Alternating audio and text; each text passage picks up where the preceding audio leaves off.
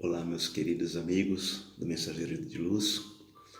Estamos aqui mais uma vez, com a graça de Deus, para lhes trazer umas palavrinhas de paz, de serenidade.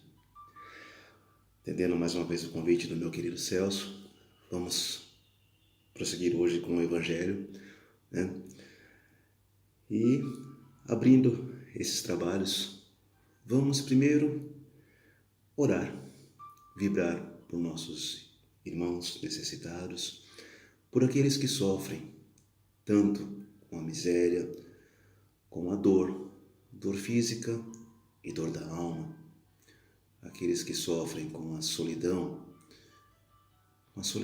mesmo dentro de seus lares, que sofrem com a incompreensão, com a falta de atenção, com a falta de um ombro amigo, com a falta de um simples ouvido, de quem possa lhes ouvir com serenidade, que possa lhe dar um apoio, uma diretriz, um alento para esta jornada. E assim, nessa vibração de paz e de amor, vamos recitar comigo a oração que o próprio Mestre Jesus nos deixou. Do fundo dos nossos corações, meditando em cada estrofe, em cada palavra, que tenhamos sinceridade naquilo que dissermos, que possamos realmente praticar o que falamos. E assim, Pai nosso que estais no céu, santificado seja o vosso nome. Venha a nós o vosso reino. Seja feita a vossa vontade, assim na terra como no céu. O pão nosso de cada dia nos dai hoje. Perdoai as nossas dívidas, assim como nós perdoamos os nossos devedores. E não nos deixeis cair em tentações, mas livrai-nos de todo o mal. Que assim seja. Graças a Deus. E nesse clima ameno, de paz e de serenidade, vamos abrir nossa mente e nosso coração, colocar nosso espírito à disposição do plano maior, iniciando assim o nosso estudo dessa noite, terça-feira, 18 de agosto de 2020. Estamos ainda passando por essa situação complicada, uma situação nova para todos. Mas enfim, nós só passamos por aquilo que precisamos passar. E estamos juntos, mesmo que online, virtualmente, nós estamos todos juntos. Somos filhos do mesmo Pai, compomos uma só família.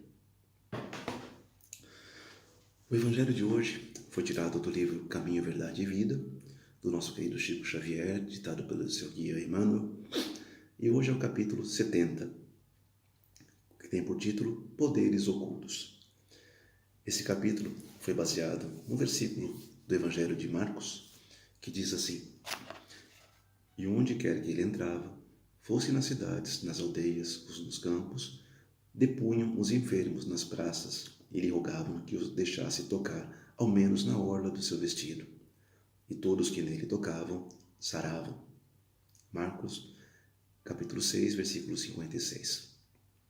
Eu fui buscar lá no Evangelho de Marcos o teor todo desse versículo, né?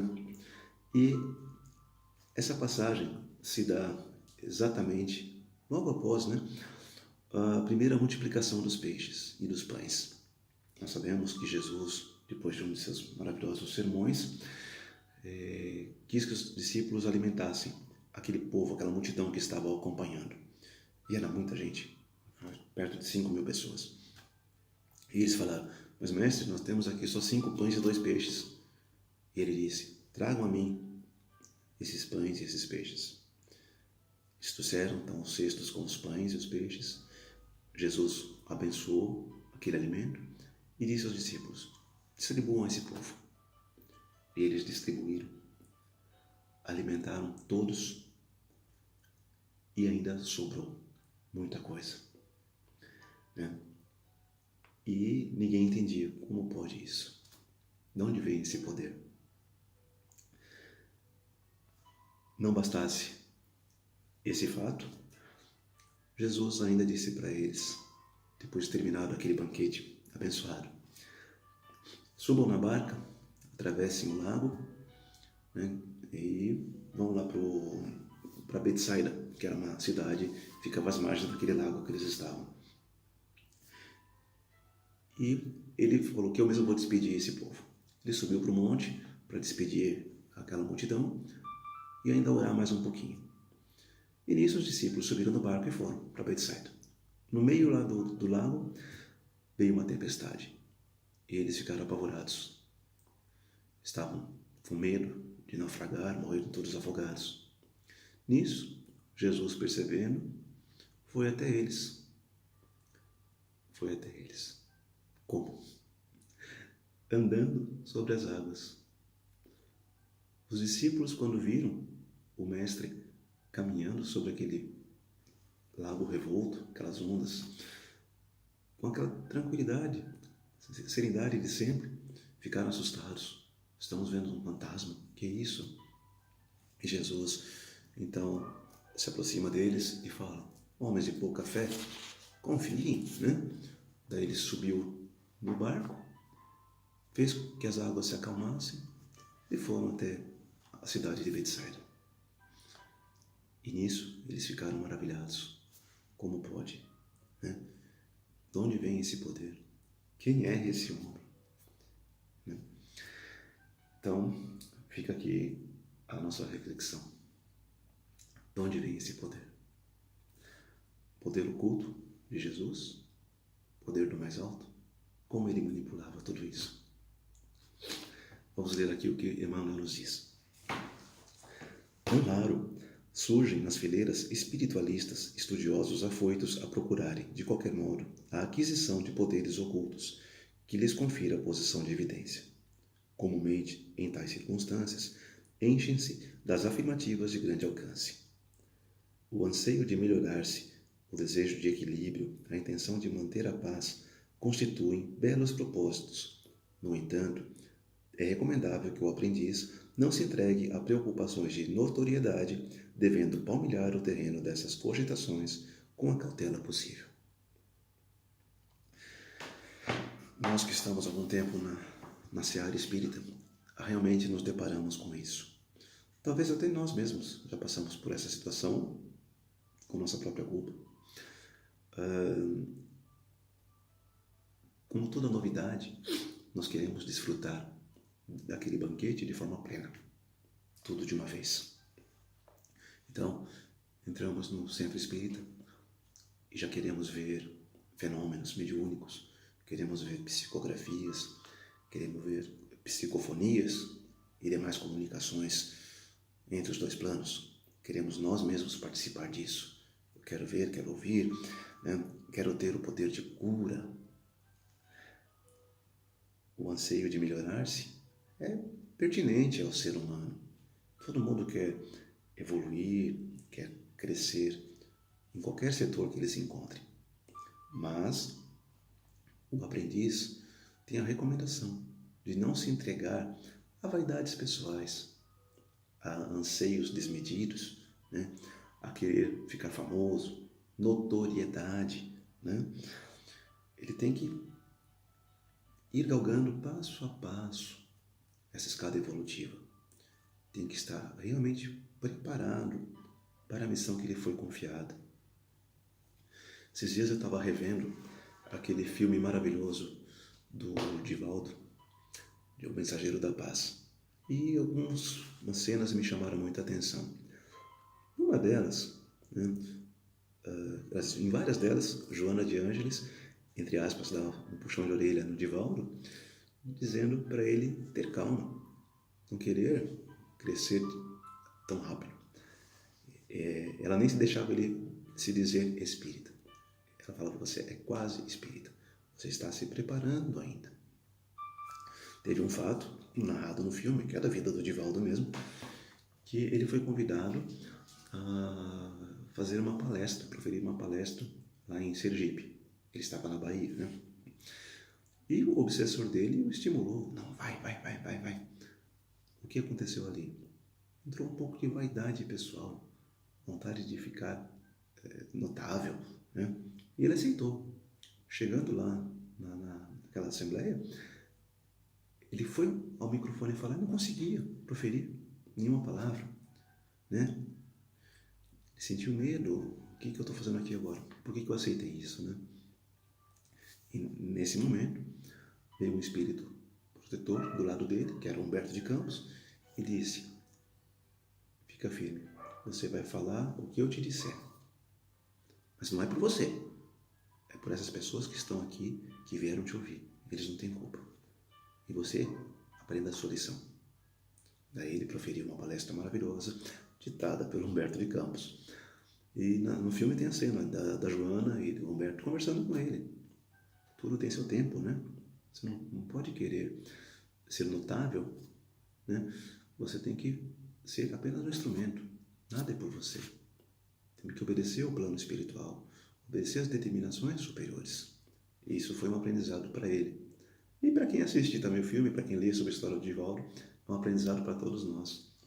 Nós não somos nada perto da espiritualidade maior. Nós ainda somos aprendizes. Tudo que nós falamos, aqui mesmo que seja online, não é somente da nossa boca. Para um palestrante falar, ele tem que, primeiro, ter humildade, entender que ele é um mero aprendiz e que os espíritos superiores, seus mentores, estão o intuindo, estão orientando e muitas vezes eles falam por ele, né? Então, muita cautela, sempre, não só aos palestrantes, mas a todos os médiuns que trabalham de alguma forma na seara espírita. Ainda aqui, voltando aqui no Emmanuel, o Mestre Divino oferece a melhor exemplificação. Ninguém reuniu sobre a terra tão elevadas expressões de recursos desconhecidos quanto Jesus. Aos doentes, bastava tocar-lhes as vestiduras para que se curassem de enfermidades dolorosas. Suas mãos devolviam movimentos paralíticos, a visão aos cegos. Entretanto, no dia do Calvário, vemos o Mestre ferido e ultrajado, sem recorrer aos poderes que lhe constituíam apanágio divino, em benefício da própria situação.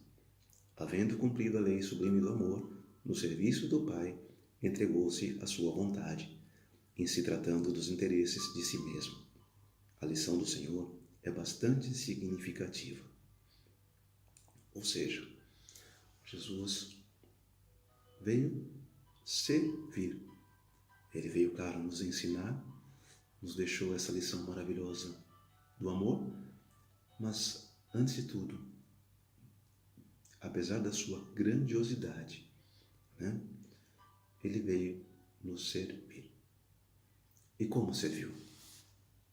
Quantas curas, quantos seres ele trouxe de volta para a luz, quantas pessoas ele fez brotar de novo o amor em seus corações, quanta compreensão ele nos trouxe. Nós temos aqui nos Evangelhos diversos relatos. Só alguns exemplos. Aqui aos doentes bastava lhe tocar as vestiduras. Nós temos até no livro Alguém Me Tocou, do nosso colega João Carlos de Luca, temos logo no começo do primeiro capítulo o episódio da mulher que foi curada, uma mulher hemorrágica, né, que tinha um sangramento que não parava. Ela era desprezada pela sociedade porque na religião judaica a mulher menstruada era tida como suja e ela não podia nem ser tocada, ninguém podia ficar perto dela. E essa pobre coitada passava por isso fazia anos. E ela era rica, mas com toda a sua riqueza, nenhum médico bem pago conseguiu curar o seu problema.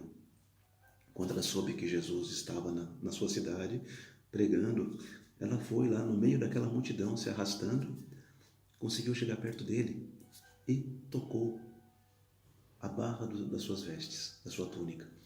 E no momento que ela tocou, o seu sangramento parou. E daí Jesus falou para os seus discípulos que estavam à sua volta: alguém me tocou. E eles disseram: mestre, nós temos aqui uma multidão. Claro que alguém te tocou. Todo mundo quer pôr a mão no Senhor, né? Ele falou: não, alguém me tocou, porque eu senti que de mim saiu o poder. Daí ele olhou para ela. Tinha sido ela, né? Ela, com aquela cara de piedade, pedindo quase desculpas por ter tocado o mestre. Ele falou: minha filha, a tua fé te curou. Vai em paz. O que Jesus quis nos mostrar aqui, com toda a sua humildade daquele que é a nossa luz, a tua fé, ou seja, não fui eu, Jesus, que te curou, foi tua fé. Jesus se colocou aqui como um instrumento de paz, um instrumento de amor.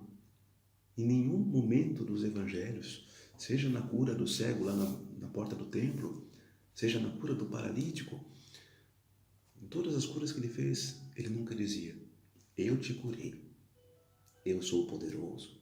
Não. Ele dizia para todos eles: meu filho, meu querido, a tua fé te curou, vai em paz. E algumas vezes ele dizia: vai em paz e não peques mais, corrija a tua vida.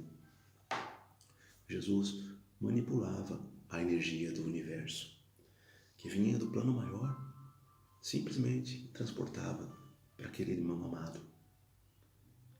Ele não dizia nunca: é o meu poder. Ele era apenas instrumento de amor. Quando ele estava na cruz, muitos disseram para ele: ué, você não é o Todo-Poderoso? Então desce daí, se salva. Você não pode, você salvou tanta gente, não pode se salvar a si mesmo? Cadê seu poder? E ele, na sua obediência ao Pai, na sua humildade, não fez nada. Por quê? Porque ele tinha que passar por aquilo, com toda a aceitação, a magnitude dele. É a minha missão, ser crucificado, mostrar para essa humanidade tão ingrata a que eu vim. Então, se ele agisse em benefício próprio, de nada valeria a sua vinda, tudo o que ele nos ensinou. E demorou muito para aquelas pessoas entenderem isso. Talvez até hoje alguns não entenderam ainda. As pessoas querem as coisas muito às claras, mas nem sempre o que parece estar muito às claras é o real, é o verdadeiro. Nós temos que analisar tudo de forma muito mais profunda, com os olhos do Espírito, não apenas do corpo. Jesus tentou nos mostrar isso e tenta nos mostrar no nosso dia a dia. Continuando aqui com Emmanuel. É compreensível que o discípulo estude e se enriqueça de energias espirituais, recordando-se, porém, de que, antes do nosso, permanece o bem dos outros e que esse bem, distribuído no caminho da vida, é a voz que falará por nós a Deus e aos homens, hoje ou amanhã. Fazer o bem, não importa quem.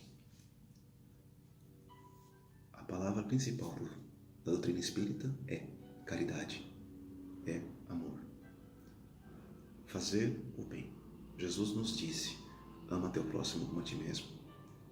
E disse, mais especificamente a seus discípulos, e se nós queremos ser chamados de discípulos de Cristo, nós temos que entender o que ele disse a eles: ama teu próximo como eu os amei. O amor incondicional de Jesus parece tão impossível de ser copiado, né? Mas é o nosso caminho, é a nossa verdade, é a nossa vida, como ele próprio nos falou. Alguns personagens da nossa história seguiram à risca o que Jesus nos pregou. Um dos meus maiores exemplos é Francisco de Assis. O apóstolo João reencarnado, como nós podemos ver no livro do Miramês, Francisco de Assis. Eu recomendo essa leitura a vocês. Francisco de Assis seguiu os passos do mestre à risca. Foi contra aquela igreja poderosa e tradicional da época. Foi contra até seus próprios companheiros que muitas vezes duvidaram dele. Mas o pai não duvidou daquele seu discípulo. Tanto que nós temos na história de Francisco comprovado os estigmas que ele recebeu, as marcas de Cristo nas mãos, nos pés e do lado, num momento de oração profunda, onde ele pediu a Deus um sinal. Eu estou fazendo a coisa certa. Quero ser humilde, não quero ser maior que ninguém. Tanto que a sua ordem chamava a Ordem dos Irmãos Menores, né? Humildade. E Deus, em resposta, lhe marcou com as marcas do Cristo. Uma passagem maravilhosa da vida de Francisco de Assis.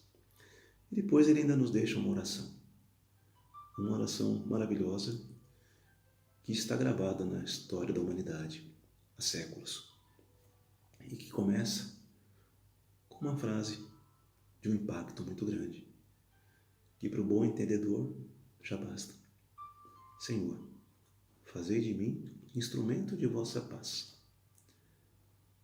Vejam só, analisando, ele não disse, Senhor, dai-me poder para fazer cura, para pregar, para mostrar aos outros a sua doutrina. Não. Ele disse, fazei de mim instrumento de vossa paz.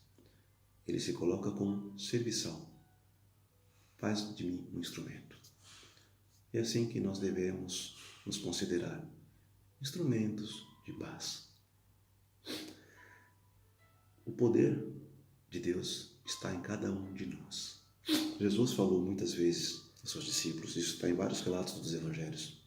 Vós sois deuses, tudo o que eu faço vós podeis fazer também, e muito mais, basta ter fé.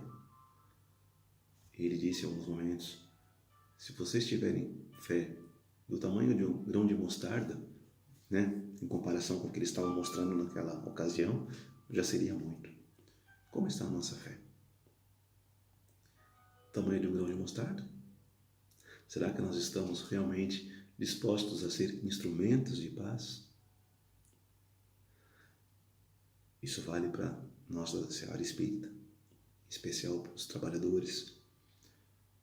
O poder que nós utilizamos, os passes, as curas, vem de nós ou vem do mais alto?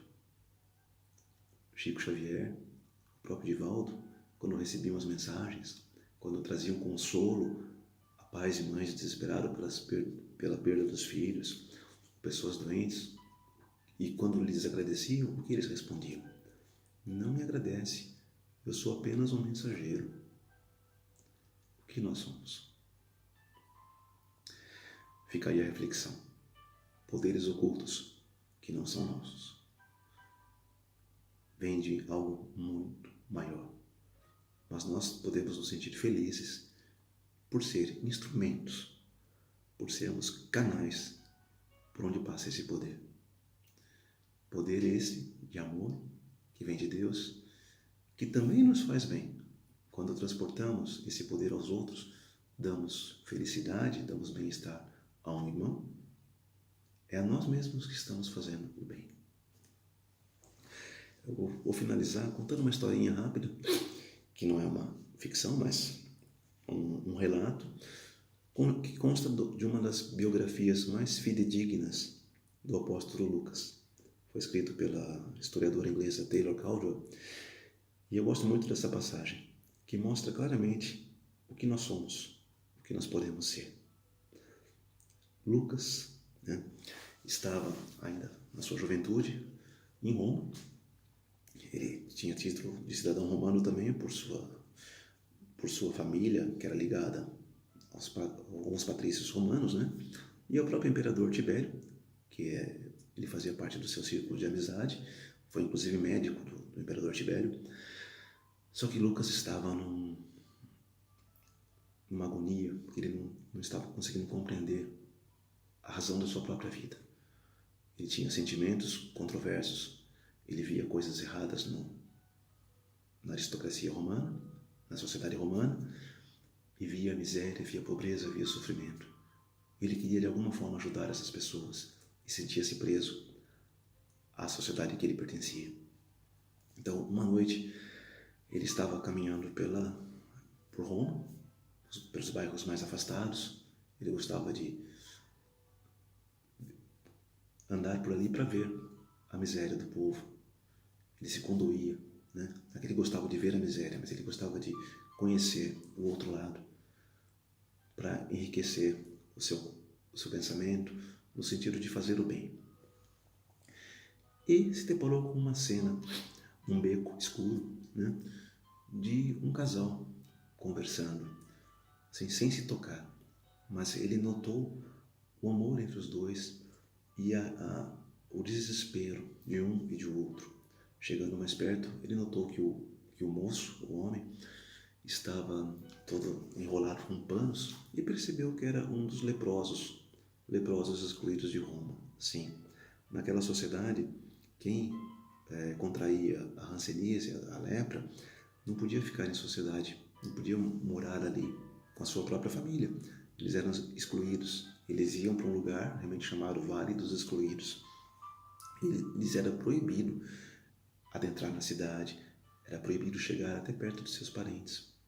Eles ficavam realmente excluídos. E aquele casal, né, o moço, era um desses excluídos. E a jovem que estava com ele era sua esposa. E eles se encontravam furtivamente, às escondidas, porque se os soldados o vissem, eles iam matá-lo por descumprir uma determinação, né, da lei. E era sempre no desespero que eles se encontravam. Ele queria saber notícias dos filhos amados, que ele não podia ver mais. Queria encontrar a sua esposa amada, que ele também não podia tocá-la, não podia ter contato. E Lucas se compadeceu muito daquela cena. Ele chegou perto deles, eles até se assustaram, porque o viram vestido com roupas de patrício romano. E o rapaz ficou realmente com medo. Puxa, agora vou morrer. E a moça também ficou paralisada. E para surpresa dos dois, Lucas chegou perto do moço, olhou para ele, seu coração se encheu de piedade. Ele estendeu os braços, e o moço sem entender nada. E Lucas o puxou assim e lhe deu um abraço caloroso, com conforto, cheio de caridade, sem pensar em nada. Puxa, eu vou abraçar um leproso, eu vou me contaminar. Ele não pensou em nada. Ele já estava tocado pelo amor que vem do mais alto. E aquele abraço demorado de alguns minutos, quando o moço conseguiu se afastar um pouco e disse: o que o senhor está fazendo? O senhor não tem medo? Eu estou doente, eu posso... né? O Lucas também, sem entender nada, tinha sentido uma onda de calor passar por ele, uma coisa muito forte, uma energia que ele nunca tinha sentido. Daí ele olhou para o rapaz, assim, estupefato. Daí o moço se deu conta, olhou assim para as mãos, para os braços, colocou a mão no rosto, estava curado. Daí os três, num choro compulsivo, sem entender nada do que tinha acontecido, perceberam que algo extraordinário tinha acontecido. Naquele momento, Lucas entendeu qual era a sua missão. Ele, dando amor, curou aquele moço. Um amor espontâneo, sem pedir nada em troca, sem julgar, sem condenar. Ele foi instrumento de paz, instrumento de luz. E através dele, como Jesus fazia, ele curou aquele pobre. E pôde restabelecer uma família. Pôde restabelecer uma vida. Mas ele em nenhum momento disse: fui eu. Ainda ficou refletindo por um bom tempo depois daquilo. De onde veio? De onde veio? Até que ele entendeu que aquilo era um chamado. Tinha alguém lá em cima dizendo: vem trabalhar comigo. Você é meu discípulo também. Então, meus queridos, são exemplos que nós temos aí na nossa história, na nossa vida. Que sejamos instrumentos de paz e de amor. Paulo, meu querido Paulo, nos deixou aquela carta maravilhosa aos Coríntios, que diz: ainda que eu falasse a língua dos homens e dos anjos, eu nada seria sem amor. Por mais que a gente faça, por mais que nós cresçamos dentro de um grupo, por mais que a gente possa parecer poderoso, né? Possamos ser ativos de alguma forma, de nada adianta se não tivermos amor. Os poderes não são nossos, nós somos instrumentos. E que sejamos sempre instrumentos de amor e de paz. É isso que eu tinha para dizer para vocês hoje. E desejo a cada um muita luz e muita paz. Que Jesus possa abraçar cada um de vocês, enternecendo seus corações e levando a seus lares toda a luz do plano espiritual, tornando o amor uma constante em suas vidas. Obrigado a todos.